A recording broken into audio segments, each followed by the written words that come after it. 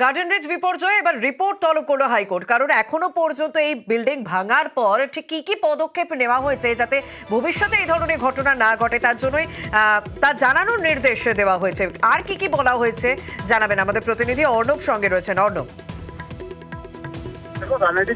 বহুতলে যে বিপর্যয়, সেই বিপর্যয়ের ঘটনা এখনো পর্যন্ত কিছু পদক্ষেপ তা রাজ্যের কর্তৃপক্ষ হিসেবে এক্ষেত্রে কলকাতা পৌরসভা এবং পুলিশ উভয়ের তরফে রিপোর্ট তলব করা হয়েছে, যা রাজ্য হলফনামার আকারে দাখিল করবে 64 এপ্রিলের মধ্যে। একই সঙ্গে এই ঘটনার পর ওই জায়গায় যারা ক্ষতিগ্রস্ত, যারা ভুক্তভোগী, তাদের জন্য কি পরিকল্পনা নেওয়া হয়েছে, সেক্ষেত্রে তাদের পুনর্বাসন সংক্রান্ত বা অন্যান্য সংক্রান্ত রিপোর্টের মধ্যেই অনেক থাকবে।